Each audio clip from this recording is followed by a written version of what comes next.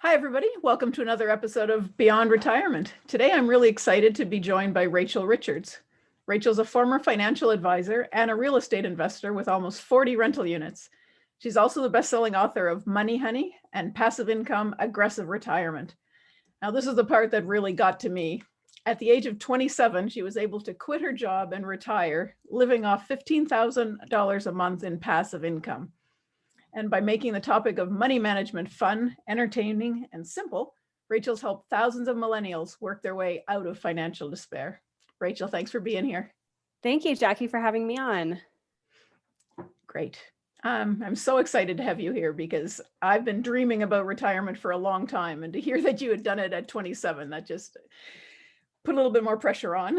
Yeah, I never thought it would go that fast, but once I started, things just really picked up. And really can't believe it, but I'm very fortunate. So let's start with a little bit about your backstory. When did you first get interested in finance and the things that kind of led you to where you are today? Definitely when I was young. I've been a finance nerd my whole life. I still am proud of it, but I grew up in a really wealthy county. And just to give you some context, some of the kids in my high school got brand new BMWs when they turned 16. And my family was not operating that way. It was a very unrealistic bubble to grow up in. We were always on a budget. We weren't going on family trips, let alone going out to eat at restaurants. So from a young age, I felt like I didn't fit in. And that's not the way you want to feel in middle school and in high school. And I remember picking up this book. It was Motley Fool's Guide for Teens, How to Have More Money Than Your Parents Ever Dreamed of, something like that. I thought that sounds cool. So I read it. I remember reading it at a summer camp and my friends were, playing, going down the water slide. I was sitting by the pool reading this book. And that's really what sparked the fire in me to learn about financial independence, money management, real estate investing. And from then on, I just read every book I possibly could about it. Wow. So were you able at that kind of time, at that age, to start putting any of it into practice? Not quite so soon, although I wish I could have. And there are definitely things I know now that if I had known them then, I could have gotten started sooner. But really my journey began in 2017. I was 24 years old at the time. So by then I had graduated college. I'd had a job for a few years. I was able to save a little bit of money. And in 2017, my husband and I purchased our first rental property. It was a duplex in Louisville, Kentucky. Later that year, I published my first best-selling book, Money Honey. So we had these two passive income streams, rental income and royalty income. And essentially, we just focused on growing those as much as possible over the next few years. And fast forward to today, that's basically the way I was able to retire at age 27 with 15 grand a month in passive income. Wow, it's amazing. I've had a couple of other people come on and talk about real estate investing and that sort of thing and how that's probably one of the easier ways of getting a passive income. You've got a lot of properties now. Obviously, you have a management company that looks after things for you. So sort of. I always tell people if you are going to get into real estate investing, you need to have a property manager in place if you really want it to be passive. Chances are most of us don't want to quit our full-time job to become full-time landlords, right? So that part's important. We've gone through phases where we've had a property manager and where we haven't. And right now we're actually self-managing long distance. So we're in Colorado. Our properties are in Kentucky. We have been able to streamline things in such a way that it's really only 5 or 10 hours of work per week. And then I have a family member in town who's able to help us for anything we need somebody on site for. But if we didn't have that, we absolutely would have a property management company. Right. And when you find new properties, do you go and take a look at them yourself or do you do it online? How do you determine when it's a good time to buy something? So yes, when we lived in Louisville, Kentucky, we would go look at them in person. There were a few things I would look for, but first you really need to figure out what location you want to be in. So, narrowing it down to the state, then the city, then the zip codes within that city. And for me, I wanted to feel safe going to my rental properties at night or going to my rental properties alone as a woman to pick up rent. So there were certain areas that I stayed away from because we knew that the crime rates were higher. So we narrowed it down based on zip codes first. Then there were a couple metrics that I looked at. First was the cash flow. I wanted to get at least $200 to $300 in profit per month per property. So that was the first thing. The second thing was the cash on cash return on investment. So the way I looked at it is I could probably make 8 to 10% in the stock market over the long run. So I would want to get a rental property making more than that. Otherwise, to me, it was like, well, what's the point? So I was aiming for at least a 12% cash on cash ROI from the rentals. And once it met those criteria, I was ready to make an offer. Wow. Sounds so simple when you say it. It sounds simple. It's not simple, but no, it's scary. There's a lot that goes into it, but those were the two main things where if something met those criteria, I would say, I think we definitely need to make an offer on this and we would work the rest out from there. So when I gave your little intro, I indicated, or I said that you had helped thousands of millennials out of financial despair. So does that mean, in your opinion, that what you do is only meant for millennials? Are they the only ones that you can help? No, and I'm glad you asked. Since I am a 28-year-old woman, I tend to attract people my age. I tend to attract female millennials, but I help guys. I help people that are reaching retirement or even already in retirement. And that's the beautiful thing about passive income is it doesn't matter your age or your income. Anyone can start creating passive income and achieve financial independence. And if I was able to go from 0 to retired in 3 years, then certainly anyone can. Whether you're 50, 55, 65, you can achieve the same things. I'm not a trust fund baby, and I never made 6 figures in a job or a career. So I started out making 36 grand a year, and if I can do it, anyone can. Great. So what advice could you give to someone who's ready to retire, but they're maybe not as financially fit as might be, or as maybe they should be? There's still hope for them, of course. Yes. But what should they be doing? So there's a few things. I know passive income sounds very glamorous and we all want to create it, but there are things you need to have in order first. So there's 3 priorities, I would say. Make sure that you've paid off all of your high interest debts. That's priority number 1. Make sure you have a good emergency fund with at least 3 to 6 months worth of living expenses. And make sure you're invested in some way where your money can grow over the long run, whether that's bonds, whether that's stocks. Make sure you're putting your money to work. Once you have those things in order and you're not living paycheck to paycheck, then you can start looking at passive income. And here's why I love passive income. A lot of us have this belief that having a full-time salary job equates to job security or income security. But if you're 100% dependent on a single source of income, there's nothing secure about that. What happens when you lose your job? Your hours get cut. And we've seen that this year more than ever before. So that's where this concept of income diversification comes into play. And that means having multiple sources of income. So if you're somebody nearing retirement age and you're trying to look for ways to buffer your retirement income or just feel a little bit more financially secure, this is what you can start doing. Looking at how can I have multiple sources of income? That way, if and when one income stream is impacted or lost, you still have other income streams to keep you afloat. Okay. So if, excuse me, if someone was going to start looking at real estate investing, for example, as a form of passive income, probably they're going to have some money to start out with. It's not, I know other people have commented on this as well. It's not necessary, but it's probably easier to get into the real estate market if you've got some funds to use. So here's what I think about that. There's a lot of ways to do it. And I used to think the same thing. I used to think, well, I'd need at least 20 or 30 grand to start investing in rental properties. But I didn't know about a couple different methods that you can actually use without having that much money. So first of all, there's house hacking. This is how a lot of people get started. And this is where you can buy a property as your primary residence and you either live in it and fix it up and later sell it for a profit. Or if it's a multifamily, you live in it and then you can rent out the other units to essentially offset your mortgage. The great thing about that is when you're buying it as a primary residence, you're not required to put 20 to 25% down.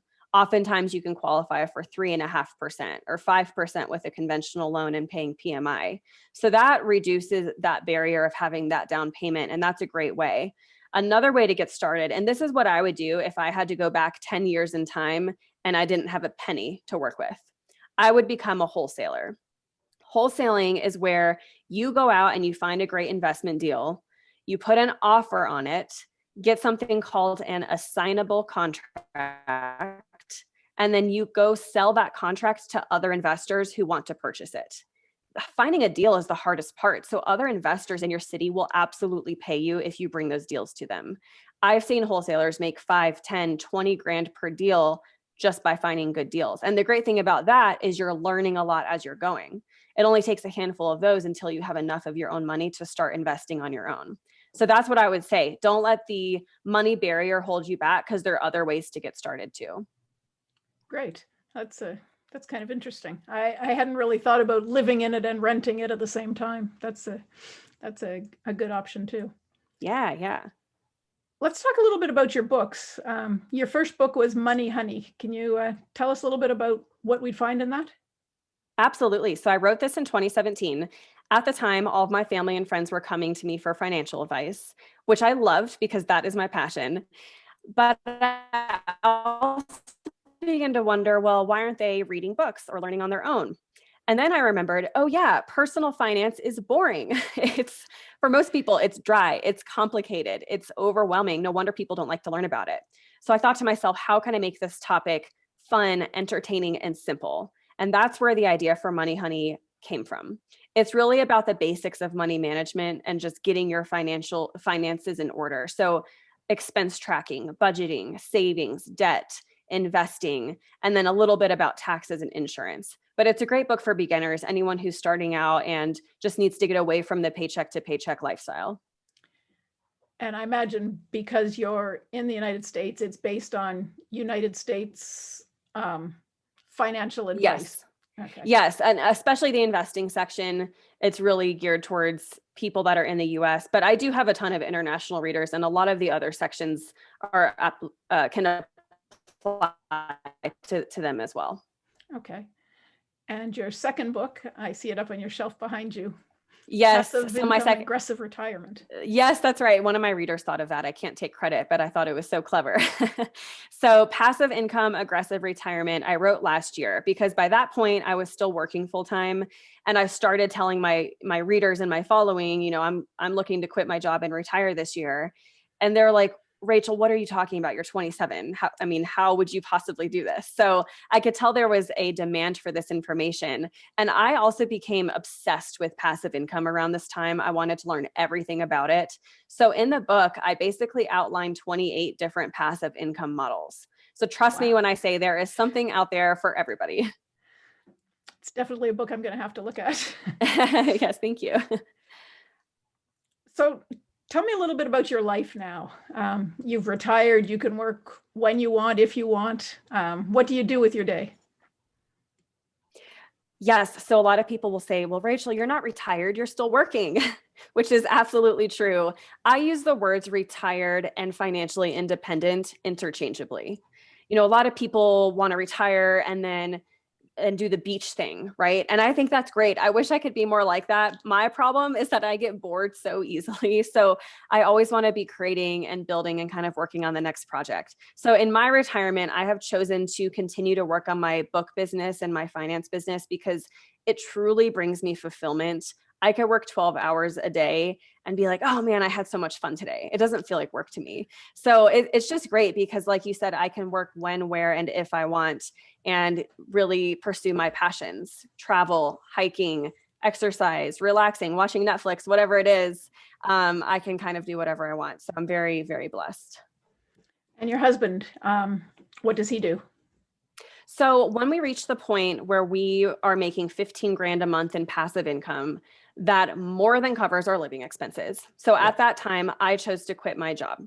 Andrew, though, is one of those unicorns, and he loves his job. He loves his career. So he's chosen to keep working for now, which is fine because that way we actually get healthcare through his employer. So it's a little bit of an advantage. I just think it makes such a difference for him, though, because he's not working for the money anymore. He's just truly working because that's what he enjoys. So that's what he's doing for now. That's fabulous. That's truly, I think, in my mind, the idea of beyond retirement. That's what it's about. It's having a life that is the way you want it to be and living it the way that you want it to be. Yeah, I love that.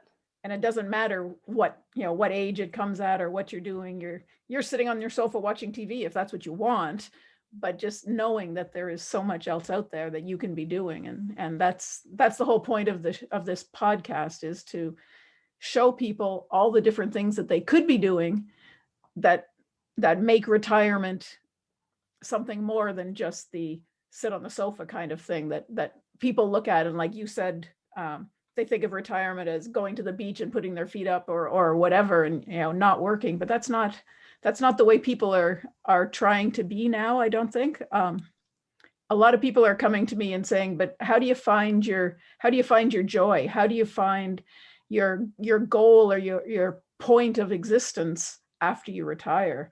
And that, I think, is the kind of the key to the whole pot of gold, I guess, is being able to find the thing that you want to do for the rest of your life.